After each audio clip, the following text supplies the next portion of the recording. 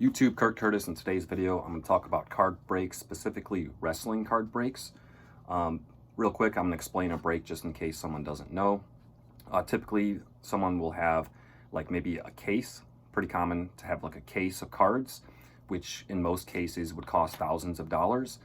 And then they sell spots to the break and they open it live.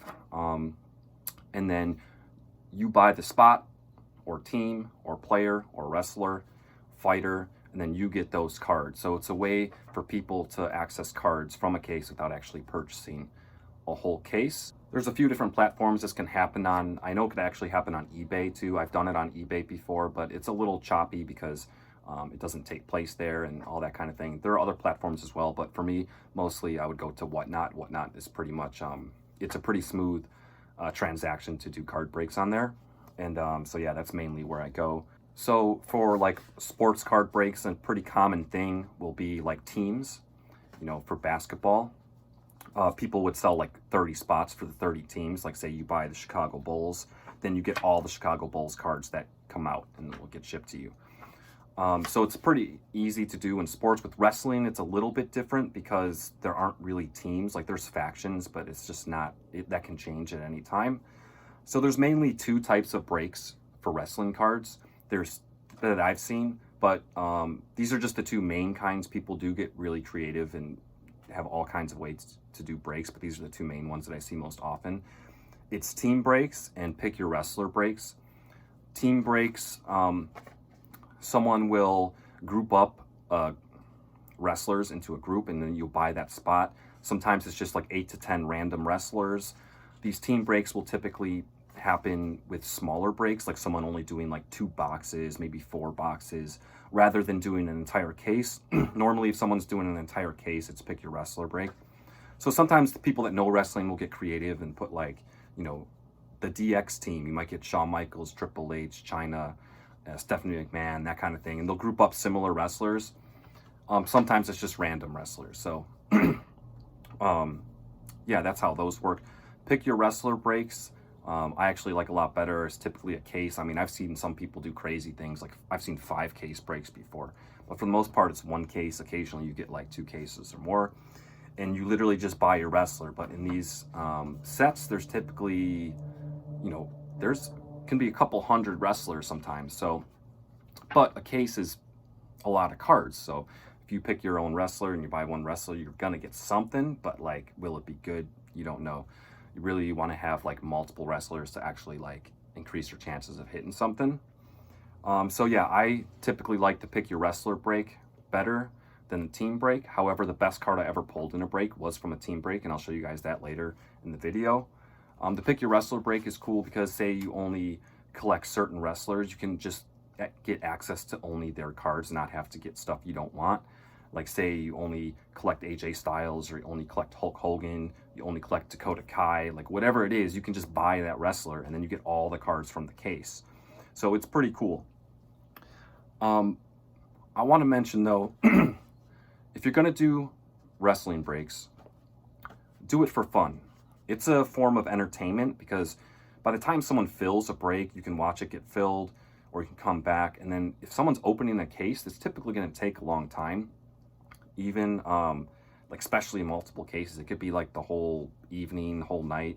But I mean, you're going to be entertained watching it for a few hours, and it's fun to watch even if you're not in it. But if you got a wrestler and you're watching the case break, it's a lot of fun because you got a chance at pulling something. So that's pretty cool. But only put money into a wrestling break if you're okay with like losing it. Like odds are you're not going to hit something crazy. I've seen people spend hundreds of dollars, just hundreds of dollars. And at that point, you could just buy the card that you were hoping to hit anyway. Typically, if I enter a break, I'm probably spending $10 to $20 on a couple low-end wrestlers just for fun. And if I hit something, I hit something. If not, I don't. It's just my form of entertainment instead of going out to go out to eat or go to a movie or go to a bar or something. Like you're going to spend way more money than like 10 to 20 bucks. So for me, it's like on a day off, on an evening or something, I might just enter a break, watch for a couple hours, hopefully I get some good cards. If not, it's no big deal. It's just 10, 20 bucks. That's just how I do it. Occasionally I'll do more, but typically that's how I go about it. Because I know the odds are not in your favor to pull something crazy. For some of the low end wrestlers, like for AJ Styles, for example, like you could just buy his auto for most of the people's prices just to buy AJ Styles in a case break. Now, of course, you do have a chance of getting like something crazy, like a gold auto out of 10 or something like that, but it's just so unlikely. Like you're better off just, if you just want an auto, you just buy the auto. Like if you pull an AJ Styles auto out of a case break, it is possible and it can happen, but the odds are against you, so you might as well just buy the card, you know. So obviously it's a little different with some of the high-end wrestlers, but I mean, sometimes these wrestlers can be a couple $100s to buy their spot in like a case break, and at that point you could have just like either bought one of their autos or put that money towards one of their big cards anyway, and you'd be like close to it already. So yeah, do it for fun. Don't do it thinking you're gonna like make a profit, unless you're the most luckiest person in the world hitting all kinds of crazy stuff all the time. You're not gonna like make a profit most of the time. It's just fun. It's fun to do, and it's pretty cool, especially when a new set comes out. Some people don't have access to these cards. They don't have local card shops or stuff like that, so they can enter a case break and you know, get some cards. And you know, I've seen people hit some crazy things in breaks, like some crazy cards, one of ones, all kinds of stuff.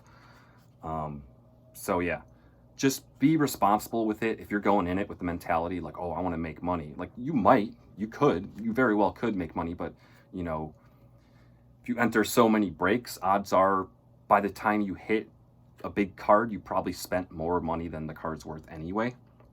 So just throwing that out there. With that being said, I do enjoy especially case breaks. It is a lot of fun, but like I said, I'm typically pretty conservative with how much money I put into it. And I have an eBay store anyway, so if I get stuff that I don't necessarily want, I can just sell it, kind of get some of my money back. Some of the low end stuff and things like that. So that's always an option too.